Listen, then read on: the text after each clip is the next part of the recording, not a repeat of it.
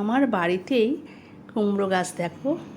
কুমড়ো গাছটা কি বৃষ্টিতে তরতাজা বড় হয়ে গেছে, এবার চারিদিকে ছড়িয়ে গেছে, কত ডগ বেরিয়েছে দেখো, কত সুন্দর। তার মধ্যে আমার কচু গাছও লাগিয়েছি, খাওয়ার কচু গাছ।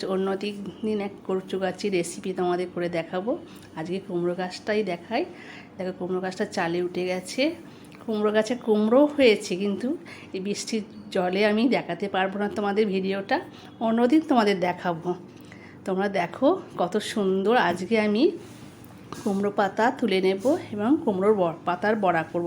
অন্যদিন আমি কুমড়ো শাকের তরকারি বা পোস্ত, কুমড়ো শাকের ডাঁটা দিয়ে আবার ভর্তা করি, আবার কুমড়ো শাকের ডাঁটাগুলো দিয়ে ঝাল চচ্চড়ি করে উচ্ছে দিয়ে। তোমরা কিভাবে খাও বন্ধুরা বলবে, কমেন্ট করবে।